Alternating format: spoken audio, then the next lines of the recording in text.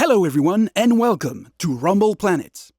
In the far future, the most popular game on TV is golf. Yes, golf. Although the game has changed quite a bit from its origin. It is now played with guns, teleporters, boxes full of loot, and the 18 holes are located squarely into your opponent's skulls. You'll race against other contestants to accumulate prestige points through fighting in the arena. Players take control of a single character, each with unique powers, and fight against each other until one emerges victorious. A few things to know before we dig deeper into the rules. True to its origin, the number 18 is still important in Rumble Planet. Each character starts the game with 18 health points, and your goal is to reach 18 prestige points to win the game. You'll be able to track your progress or demise on your own character board. The arena is made of exactly 100 cells subdivided in 4 areas. Some part of the fields are elevated by 1 or 2 levels. Keep that in mind, it will be important for later. There's an ingenious system called Green Positioning System, or GPS, that can select a random point on the field. For that, you must use the GPS deck, which uses both the front and back of each card. Reveal the top card of the deck. The back of the card now on top of the deck will select one of the 4 regions, while the front of the reveal card will determine which cell exactly you're landing on. If you need to place more than one element at once, such as when the loot boxes drop on the field, place the first element just as described, and then place the following elements by using the same reveal card, turning clockwise on each subsequent region. This will let you place 4 objects with a single GPS card. Draw another if you need to place more than that. Now, onto the action. The turn structure is pretty straightforward, and you'll get the hang of it pretty quickly. Preparation phase, action phase, looting phase. Step 1. Preparation phase. During this phase, you must do as follows in this specific order. First, obsolescence. Move every weapon and armor on your equipment track 1 space to the right. If an equipment goes off the track, it has been deemed obsolete and will be immediately destroyed. You will receive some boost token in exchange to be used later to improve your remaining equipment. You may also decide to discard any equipment you no longer need during this phase and receive boost tokens in return. Second, sales. You can sell weapons and armor from your hand for some credits. The price is fixed and always the same, 4 credits for a weapon, 3 for a piece of armor. Third, purchases. Once you're done with all your sales, you can grab as many cards from the shop as you'd like, as long as you can pay, of course. It will cost you 8 credits for a weapon, 6 for a piece of armor, and 18 for a prestige point. And fourth, tinkering. You can either play equipment as is, or do a little bit of crafting. To craft, just take 2 cards of the same type, weapon or armor, and overlay them on top of each other on the same slot. If you craft on an existing equipment, the new card can only be placed below the one already in place. This new equipment only takes 1 slot on the track, and effects from the bottom half of both cards are combined. It also increases the damage by 2 for a weapon, and the armor rating by 2 for an armor. This is also where you can use your boost token to improve your weapon and armor. For each boost put onto a weapon or armor, it will get +1 damage or armor rating respectively. You can stack these boosts, but the cost increases each time. 1 token, then 2, then 3. Step 2. Action phase.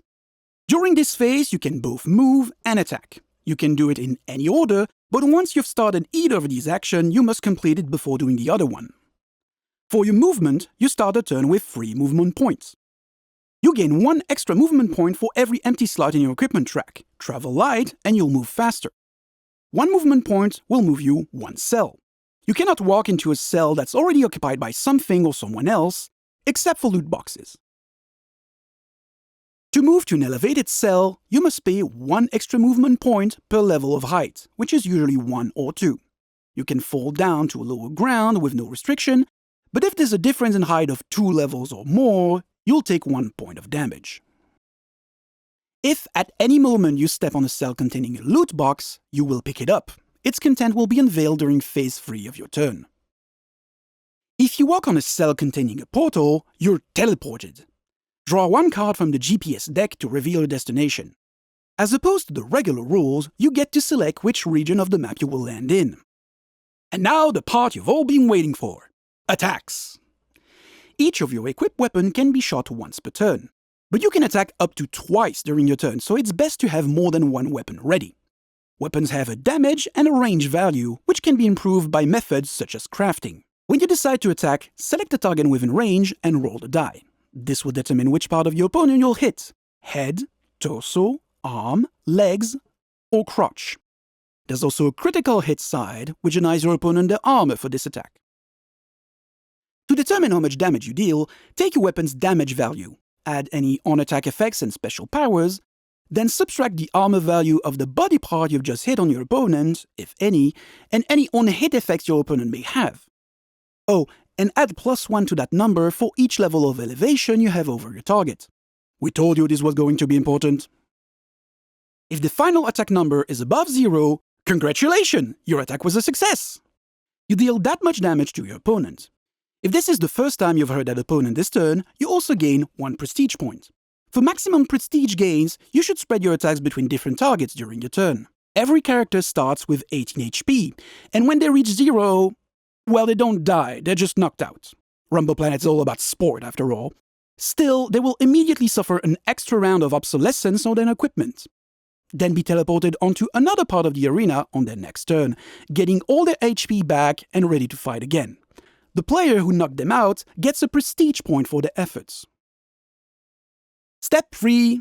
Looting phase.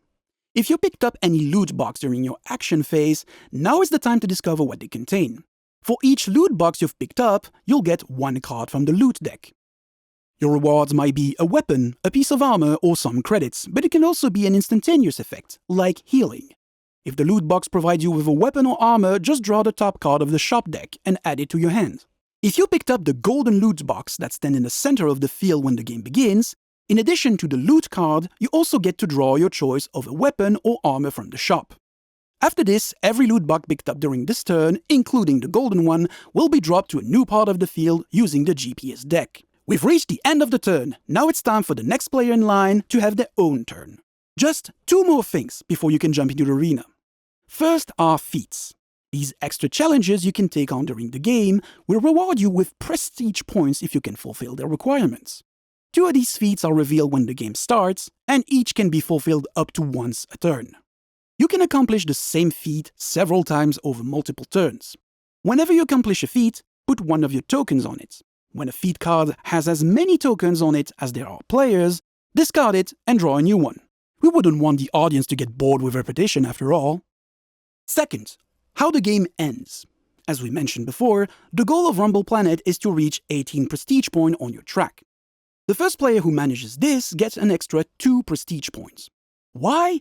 Well, because the game will only end while all players have played the exact same number of turns. Which means that depending on the moment it happens, your opponent might just have one last chance to win you over in the last moments of the game, but you start ahead with these 2 extra points. Once all players' turns have been completed, the winner is the player who has more prestige points than anyone else. Now that you know the rules, it's time for you to get on the field. Make the audience cheer your name and have fun playing Rumble Planet.